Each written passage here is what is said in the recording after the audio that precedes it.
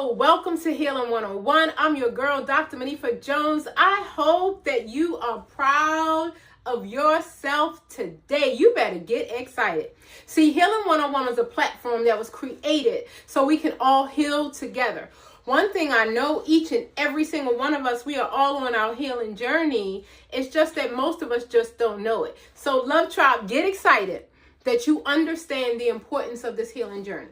So I'm an author, I'm a life coach, psychotherapist, community leader, get excited. So I want to talk today about this self-love, self-care journey. A lot of people really don't know what it is. They don't understand it. They don't know how to get involved in it. And so I'm going to start it off with this question. If you don't take care of you, who will? I'm going to say that again. Let this sink in. Let this sink in. It had to sink in for me. If you don't take care of you, who will?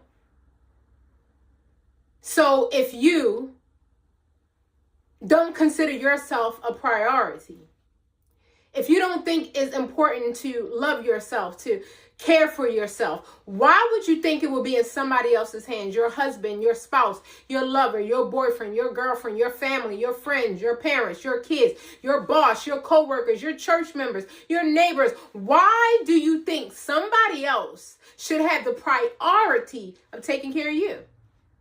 Think about it. Let it sink in.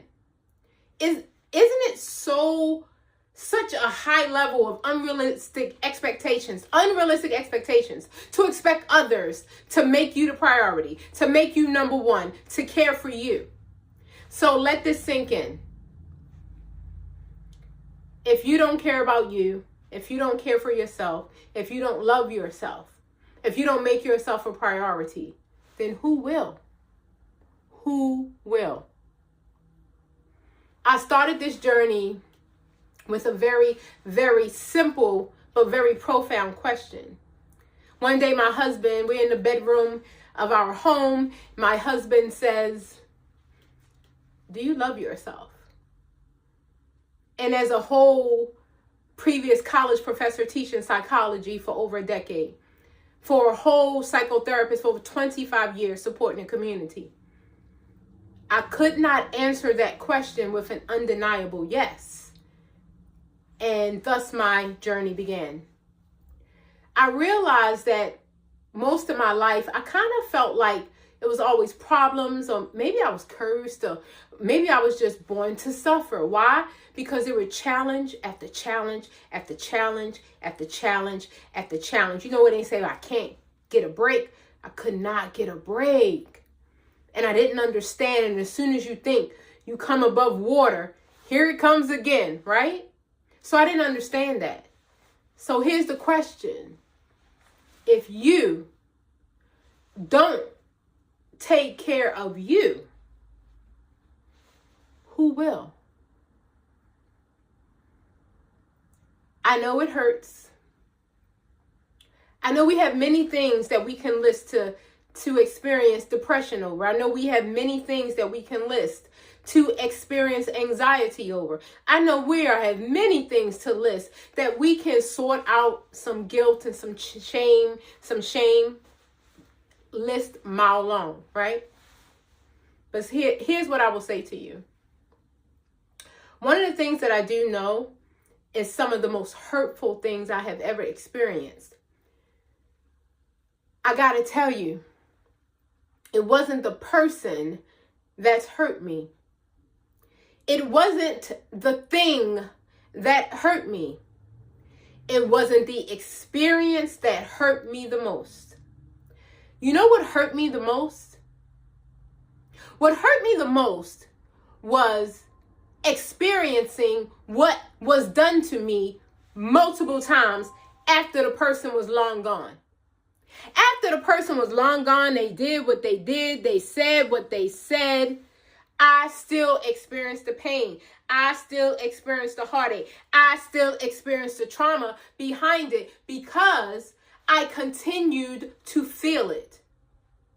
So after they say, I don't want you in my life, after they said, you're nothing to me, after they said, you're dead to me, people don't say that out of their mouths, but they do that with how they treat you. And please trust your gut. When you get around people, it'll tell you. They not a part of you, baby. It don't matter blood or no blood. They're not a part of the tribe. You're going to feel it, right? Because when they're not in your presence, the conversation is condescending. But this is what I want to say to you. The worst thing I have ever experienced was not at the hand of another. Please hear me.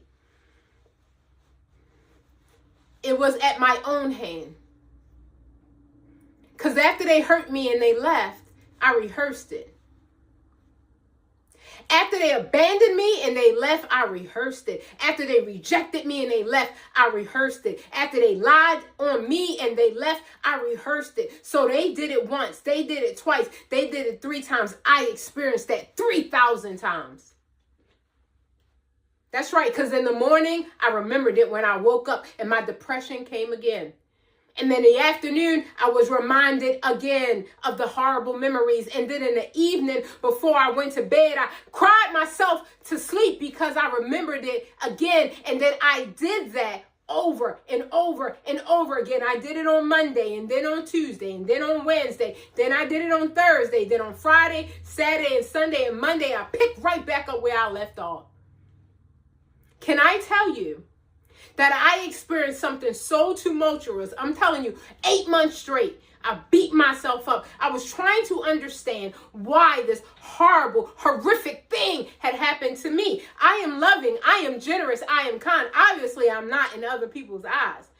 And to all of you who you feel I am not kind to, despite my immense generosity, please accept my apologies. So I found that in my trying to validate myself, in that trying to make people proud of me, that's why I love that song, my opening song. I am proud of who I am. I don't need your stamp of approval anymore. And I'm hoping today that no matter where you are on your healing journey, that you are proud of yourself. I don't care if you woke up today, be proud of yourself. Because I know you have overcome many traumas, much pain, challenges, problems. I know you did. I know you did. Because you're breathing, because you're alive. We all had life, but all of us didn't make it through. So you better get excited. So I want you to know that although I could name the people that hurt me dearly, which I call my teachers. Thank you, teachers, for teaching me to love myself. I would have never done it. I would have kept pouring out. I would have kept calling myself a martyr. I would have kept being generous. I would have kept being unselfish. I would have just kept giving and giving. I was so depleted. I was so exhausted. And I would have kept going. My meter was on 0. My meter was on -0. I would have kept giving until it killed me, and it almost did. That's why I love this message of healing, because I'm telling you, if you don't care for you, who will? If you don't care for yourself, who will? Who will? I had to have a conversation with myself. I had to look myself in the mirror, and I had to ask myself the question, girl, what is going on with you? After 8 months crying every day. I had the same routine. I woke up in the morning, brushed my teeth, washed my face, sat on the couch and cried and tried to figure out why was this happening to me? Why? That's what I did. And then my birthday came.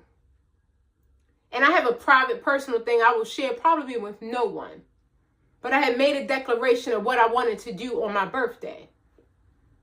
Thank God I didn't do it. I heard Spirit say, fight them tears. Get up. You've cried enough. No more tears for this situation. None. I think I'm going to start doing some dancing. I think I'm going to start doing some reels. I'm not that coordinated. I'm not the greatest dancer in the world. But I found that moving my body helps me. Exercising and dancing, it changes the rhythm of my heart. Because when the rhythm of my heart is beating really slow and it's beating to the mood of a depressive drum, but boom, we're sad, but boom, we're depressed, but boom, we're mad, we're angry. When I put on some upbeat soca music, it changed the beat of my heart. And I realized I can't wallow. I can't stay here. I can't cry every day. I got to get up. So this is what I want to say to you. Listen to me, please. I am the messenger, Monifa. I am the message from within. And your soul says, I've been waiting for you a long time. I've been waiting for you a long time. You won't slow down. I know you want your parents to finally validate you. I know. I know you want your children to think you're the world. They got to live their own lives, right? I know you want your family and your friends to give you accolades. I know I'm an author. I did this, I did that. And say they will be the last people in the world to congratulate you. It's okay. It's all right. Be the last to support you. It's okay. Keep going. Because if you don't take care of you, who will? Who will be the example of self-love and self-care? So I say to you today on this healing journey that I went through multiple things. And now I say, so what? It made me who I am. So let's get excited about that. It happened. They did it. And I've moved on. So I'm excited that I'm on the upswing of my journey. I'm excited that I am in the stage of evolution. I am in the stage of evolving. I am in the stage of elevation. And in that stage, I am proud of me.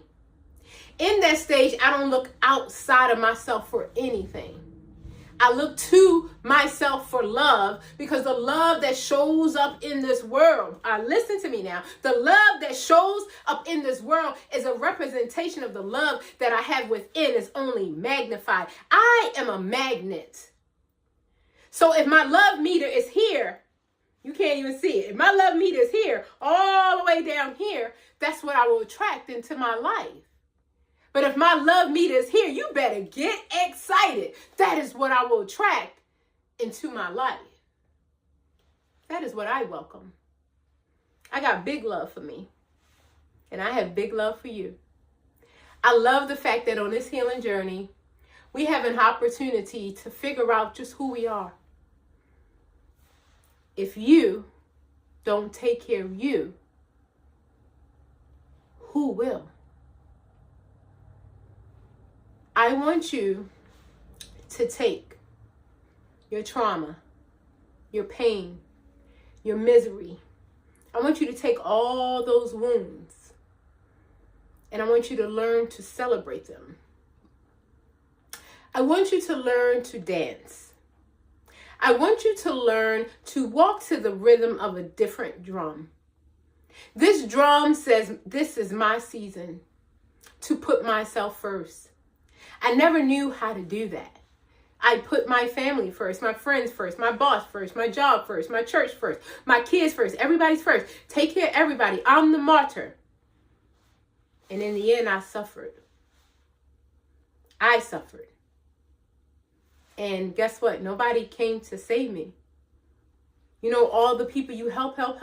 Nobody knocked on my door and said, Monifa, I know your father died and he was the most important person to you. Are you okay? It didn't happen. It just didn't happen. Am I upset about it? Absolutely not. I talk to my daddy every day. He's the one who told me to dance. He said, girl, dance. He said, you're a little bit discoordinated. He said, you're not that coordinated. Go ahead and do it. I said, okay, daddy, I'll dance. And that helped me a lot, right? So listen. Every single thing, and this may be hard to hear, this may be a hard pill to swallow. Everything is as it should be. Everything that happened to you was supposed to happen to you. You know why? because it did. It already did. It was supposed to happen. Life doesn't happen to you, it happens for you. And the moment you tap out of the depression, out of the anxiety, out of the sadness, out of the guilt, out of the shame, out of the trauma, out of the pain, the moment you step outside of that window and you see the truth and you start celebrating yourself and you become proud of yourself and you remember who you are. One day you're going to wake up and you're going to remember who you are. And I remembered that I was phenomenal, that I was great, that I shouldn't spend another 8 months waking up every day, spending the breath that God gave me to cry about people who could care less about me. I decided that. Spirit said, no more, no more. And I stopped and I started my journey. And I'm so grateful you're on this journey with me because listen, the things that happen, they're painful. The people that you love and you pour into, woo, you talking about a dagger to your heart. That is painful. That is why we rehearse it. So this is what we're not going to do as we end today. When we have that negative experience, we're going to experience it and release it and let it go. When we're reminded of the trauma, we're going to experience it, release it, and let it go. When we see the rejection and the abandonment, we are going to see it, release it, and let it go. Because the person who has hurt me the absolute most is me. Because after they did the dirty to me and walked away, I continued the dirty to myself. And I refuse to do that anymore. I love me. I should kiss myself. I care for me. And if I don't care for me, who will? You proud of yourself today? You proud of yourself today? You should be. You've been through a lot. You've overcome a lot. And now you have decided to be on your healing journey. And that's a beautiful thing. I love each and every one of you. We're going to continue this thing through the heartaches, through the pain, through the suffering. We're going to continue this thing. And we're going to enjoy this life. This life is not meant to be full of burden. You're going to see the joy, I promise you. Hang out with the Love Tribe. I love each and every one of you. My books are in my bio.